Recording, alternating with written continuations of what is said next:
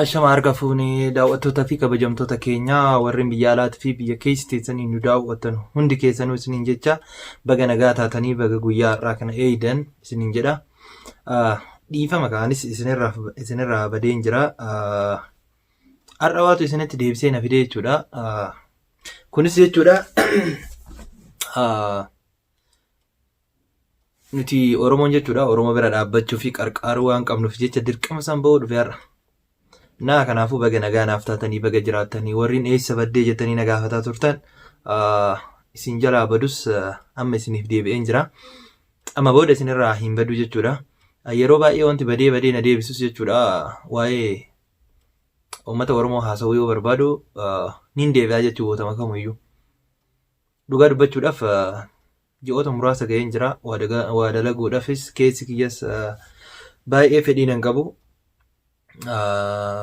Ta'us artistoota keenyaa lamarratti jechuudha waa'ee isaanii irratti haasa'uun dhufe akka isaan qarqaartanii fi akka isaan bira dhaabbattan sababa isaaniif dhufee jechuudha.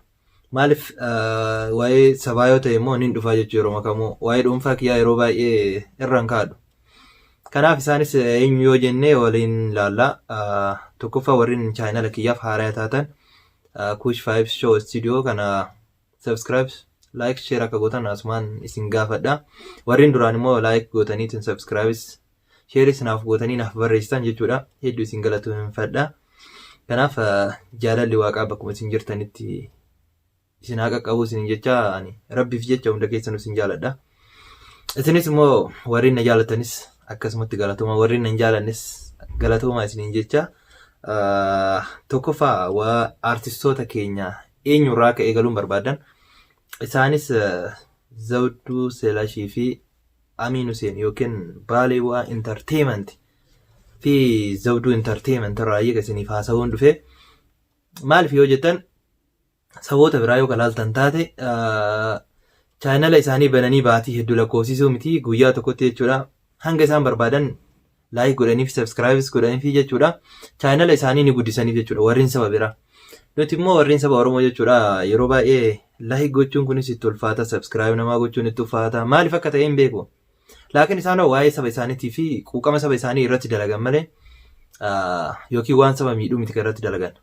Kanaaf yoo isin sabskiraayib gootanii fi isaan kana bira dhaabbatanii jabeessan mee wanni isin irraa hir'atu maaltu jira? Nam tokko nama viidiyoo nama tokkoo seenee laalee yoo jedhu yoggaa laalota yoo laayik godheef yoo sabskiraayib godheef yookiin immoo jalatti barreesseef yoo isaan san jabeesse mee wanni irraa hir'atu maaltu jira?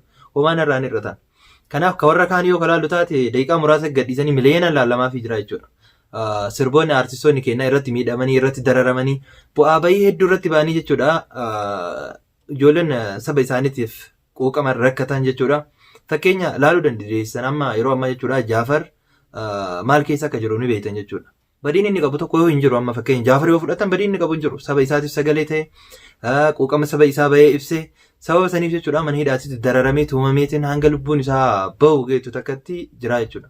Kanaaf isin ijoollee Oromoo jechuudha yoggaa wal qarqaarreetiin wal bira dhaabbannee miidhaa saba keenyaa wajjin quuqamneetiin wajjin miidhaa saba keenyaa san baane wanni nurraa hir'atu maaltu jira? Nama isaan akkasii lubbuu isaanii baasaniitiin lubbuu fi qaalii tana kennanii saba isaanii bira dhaabbataa jiran sagalee uummata keenyaa tahaa jiran nuti yoo qarqaarre mee wanni nurraa bu'u maaltu jira? Wanni nurraa hir'atu maaltu jira? Namoonni jechuudha yeroo baay'ee saba isaanii mallaqaan ka qarqaarantu jira, ka yaadan qarqaarantu jira, ka humnaan qarqaarantu jira. Artistoonni keenya immoo waan hundaa dhabanii jechuudha. Ijoollee halka qalleeyyitu hundi isaaniitu jechuudha. Qotiyyoo qaban gurguraniiti muuziqaa sana akka sagaleen uummata isaanii sun addunyaadhaaf dhagaamu ka taasisan. Laakiin waan takka irraan argatan jechuudha. Namni beeki bu'aa irraa argata, isaan immoo bu'aa irraa argatan jiran. Warri yuutuubar irratti gurguranii yuutuubar chaayinala biraati irratti akkasii gurguranii jechuudha mallaqa gahaa irraan argatan. Kanaaf warreen chaayinala bananiitiin chaayinala ofiitii irratti sagalee ofii kana gadhiisanii akka sagaleen uummata isaanii dhagahamu taasisan kana nuti bira dhaabbannee sheer yoo gooneef yoo laayik gooneef yoo sabskiraayib gooneef yoo barreessineef jabeessineef wanni nurraa hir'atu maaltu jira? Kanaaf Oromoo waliif haa gallu walaa jabeessinuu bira dhaabbadhaatii jabeessaan isiniin jedha. Kanaaf Jaafar Yuusufiif immoo du'aa godhaaf akkasumas artistoota keenya fi Oromoota mana hidhaa keessatti dararamaa jiran gubbarraa kaasee hanga jalaatitti jechuudha akkasiin du'aayis gootaniif akkasiin sagalee taataniif abdii isinirraa hin qaba. Dubbis isinitti dheeressee jira. Mee ka'ee nuti irraa eegallu ka Zawduu Entertainment irraa haa eegallu isiniin jedha. Maal jedhame? sirba isaa yeroo awwalaatiif jechuudha. Sirbi isaa kan yeroo awwalaa baay'ee kan namatti tolu jechuudha. San dura sirboota hedduu qaba. Singilii laqqaqaa kan jedhu isa boodas walumaan haa dhaggeeffannu.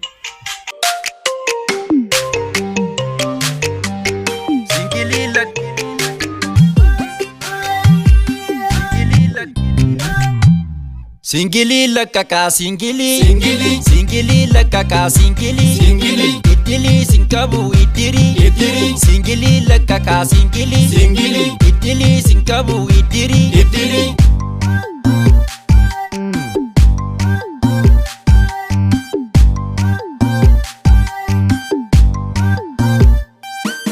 Jalalento makan ilili fo adi jalatti zilzili cireeshe ganama firfiri ibsi sargen jettu kikili kudha shanni dhugdi singili mana simbonti yaa cugarra lukkisa misirri wayyo Laaqanni ishee guyyaa qilximi murgisi lamarraan qixximi achuma machooftee illimi ani durba jettee dingili achuma nan qabee kifili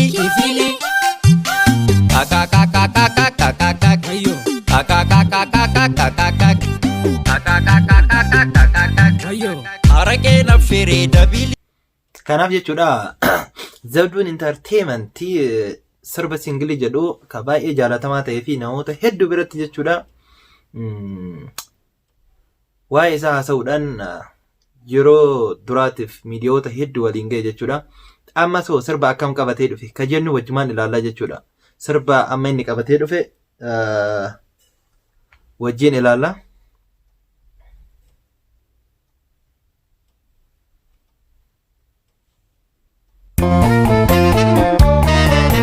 Garagalchoo aadaa himataa uudaa gaan qallattuuti hinjittu gonkumaa akka miidhagumaa akka miidhagumaa akka miidhagumaa akka miidhagumaa.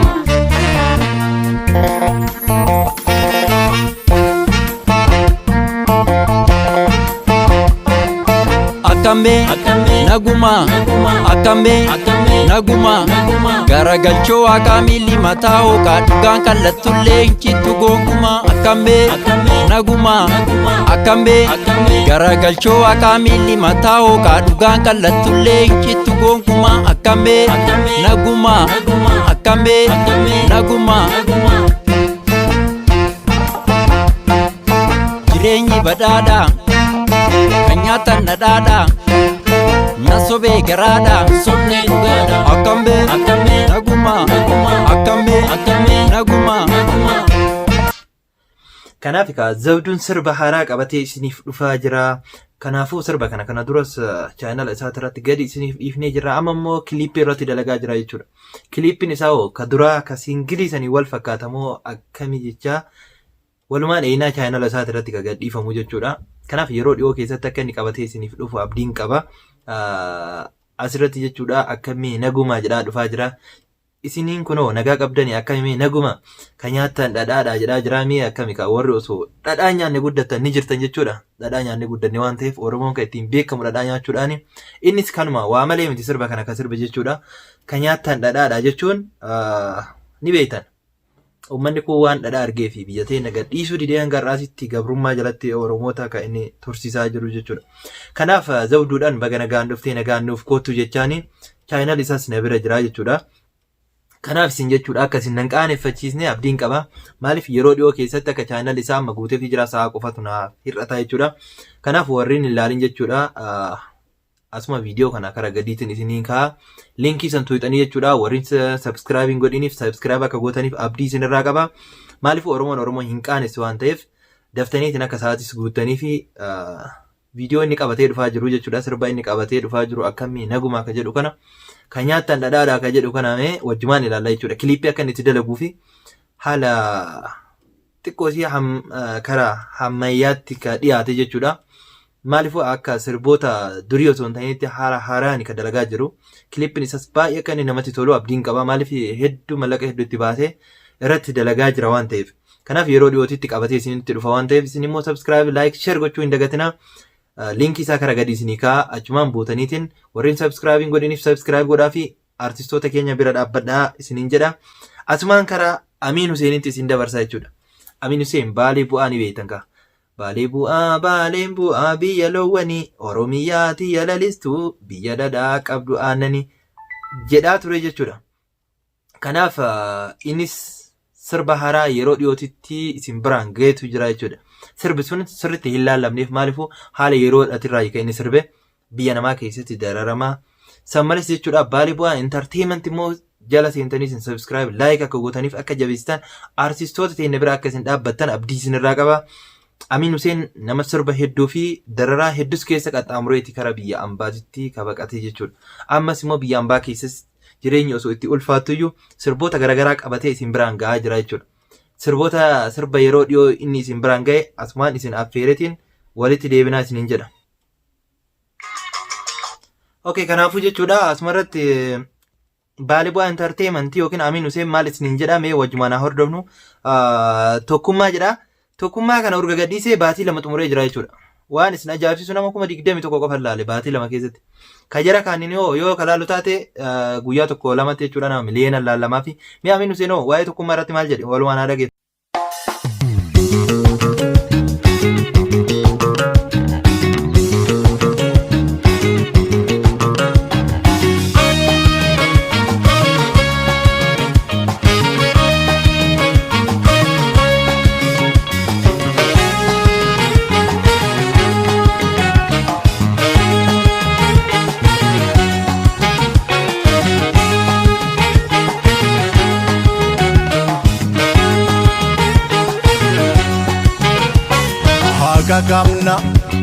Waaqa qabna ni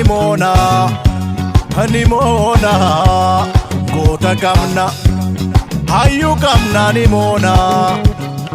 moona haaqa qabna rabbi qabna ni moona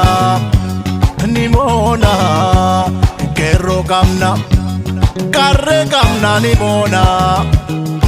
moona qabsonaaf hiniitu jabeessa tokkummaa mariin feesisu ajandaan eenyummaa biiftuu bilisummaa yoomuu bahan ooltu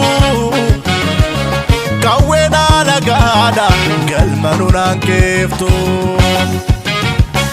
biiftuu bilisummaa yoomuu bahan ooltu. Kanaaf akkana jedha muuziqaaleen jechuudha. Kanaaf isin jechuudha warreen Oromoo taatan hundi keessanuyyuu akka subscribe gootanii fi artistoota keenya kana akka daftanii isin guddiftan abdiin qaba. Akkuma inni tokkummaa jedhe kana tokkummaa keenyaan wal qabanneetiin akkuma kanniisaa sanitti jechuudha akka daa'imeessinu abdiin qaba. Kanaafuu bara bilisummaa isiniif haa ta'u linkii isaanii asuma viidiyoo kiyya kana jala isiniif kaa'a daftaniitiin akka isin guddiftan abdiin qaba. Akka isin qaanfachiisnes isinirraa waan abdii qabuuf jechuudha. Kanaaf bakka isin jirtanitti nageenyi kiyya isin bira haa ga'u rabbiif jecha isin jaaladha waan ta'eef nagaan naa jiraadha. Sirba isaanii immoo karaa fuulduraatillee xiqqoo isin dhageessisa. Amiin Huseenis jechuudha yeroo dhiyootti sirba haaraa qabatee dhufaa jira. Kanaaf jechuudha artistoota keenya bira akka dhaabbatan Jaafar Yuusufiif immoo akka isin du'aayii gootanii fi dafee akka rabbiin isa fayyisus asumaan adaraa isiniin jecha dhiyoo keessattis jechuudha warri mana hidhaa keessa jiranis akka rabbiin daddaffiidhaan isaan baasuuf asumaan akka du'aayii gootan abdii isinirraa qabaa nagaan naa jiraadha isin jaaladha bakkuma isin jirtanitti nageenyi kiyya isin bira haa ga'u isiniin jedha nagaatti. Singili lakaka singili lakaka singili idili sinkabu idiri singili lakaka singili idili sinkabu idiri jaalalleen too maqaan ililli foo adii jaalatti zilzili cireeshee ganamaa firfiri ibsii sargan jettu qiqqili 15 dhugdii singili manaasiin boontii yaa cuggaarraa lukkisaa misirri waaqa qabna ni moona goota qabna hayyuu qabna ni moona haaqa qabna rabbi qabna ni moona qeerroo qabna qarree qabna ni moona